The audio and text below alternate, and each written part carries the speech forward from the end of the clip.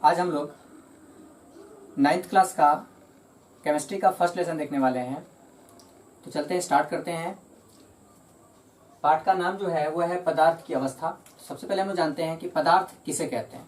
तो देखिए लिखा गया है क्या कि वे सभी वस्तुएं जो स्थान घेरता है, जिसमें द्रव्यमान होता है तथा जो अवरोध उत्पन्न करता है, उसे हम पदार्थ कहते हैं। ठीक है, तो सीधे बोल सकते हैं कि हमारी प्रकृति में वे सभी वस्तुएं जो स्थान घेरता हो, अवरोध उत्पन्न करता हो, जिसमें कुछ न कुछ द्रव्यमान अवश्य होता हो, उसे हम पदार्थ कहते हैं। जैसे ये मार्कर है, तो ये एक पदार्थ है।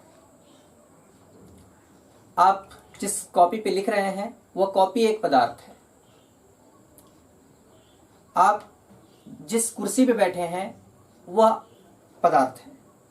अर्थात जो स्थान घेर लेता हो, अवरोध उत्पन्न करता हो, जिसमें कुछ न कुछ द्रव्यमान होता हो, वे सभी प्रकृति में विद्यमान वस्तुएं पदार्थ कहलाती हैं।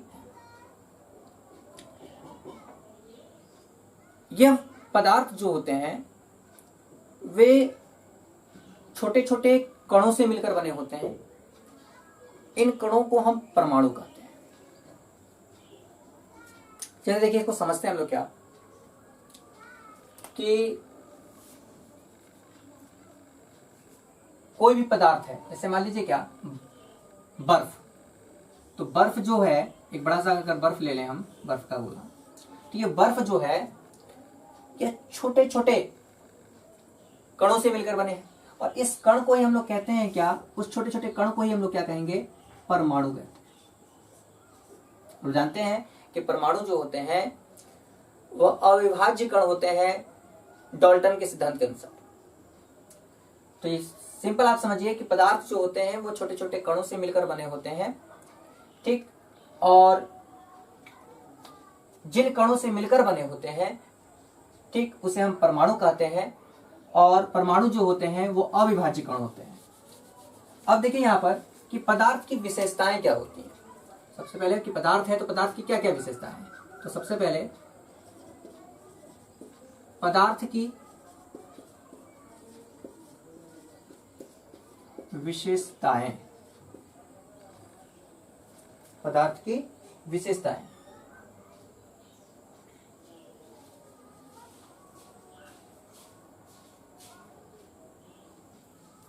ठीक, तो पदार्थ की विशेषताएं बस यही है कि पदार्थ जो होते हैं वे छोटे छोटे कणों से मिलकर बने होते हैं।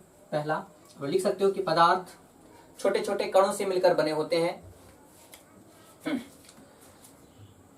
दूसरा लिख सकते हो कि पदार्थ के ये कण जो होते हैं वो अत्यंत छोटे होते हैं।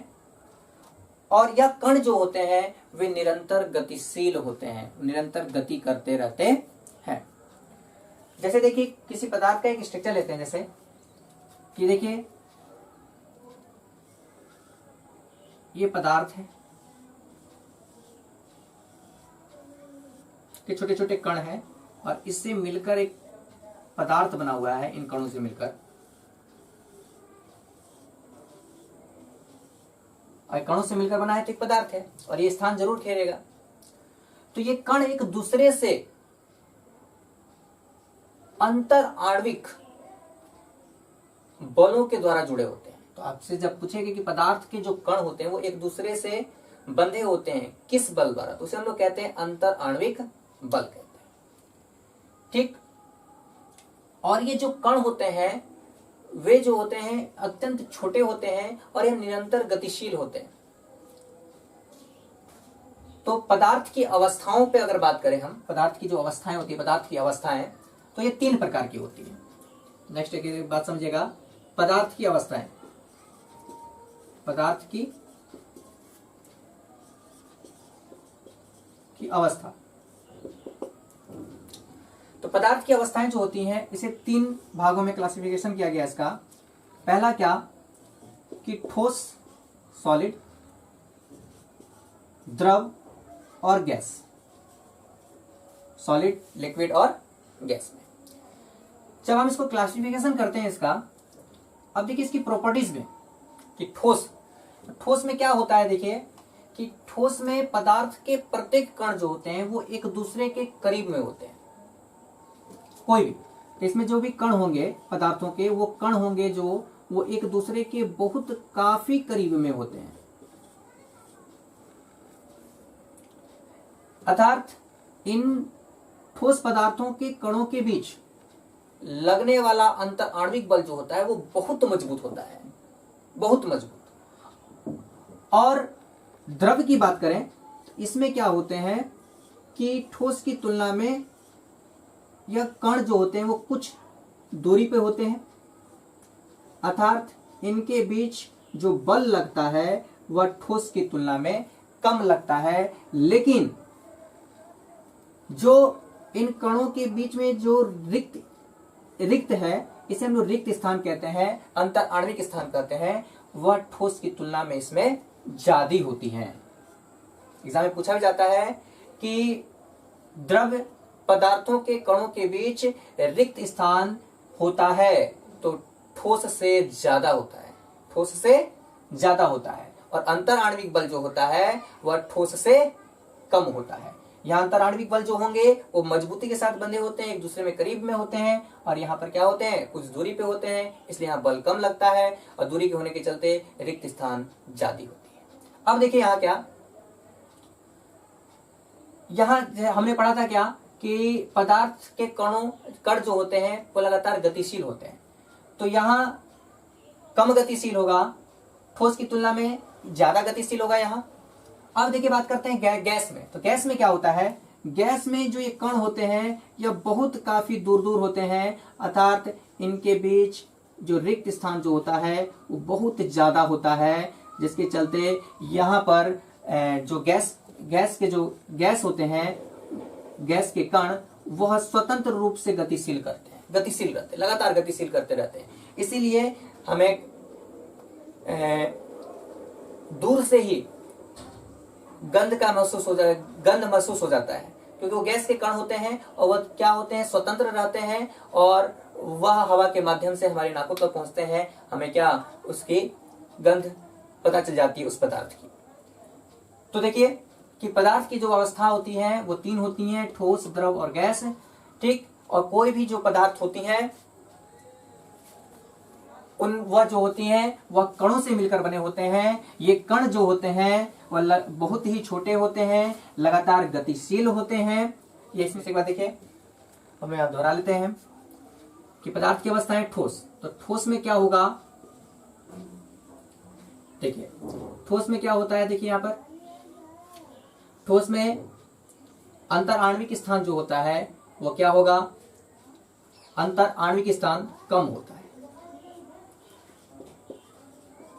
गैस में क्या होता है, ठोस की तुलना में अधिक होता है अंतर आणविक स्थान, और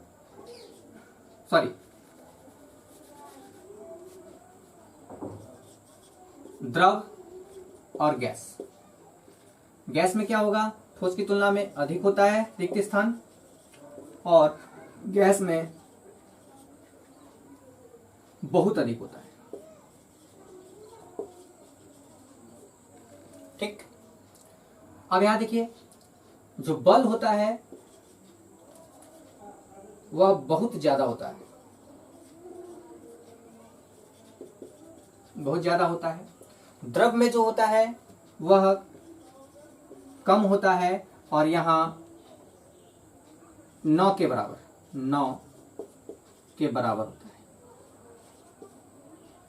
होता है। यहां पर जो कण होते हैं ठोस में वो गतिशील नहीं करते हैं 9 के बराबर,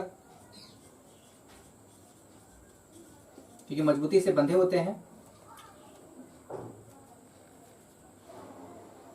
इसमें कम गतिशील होते हैं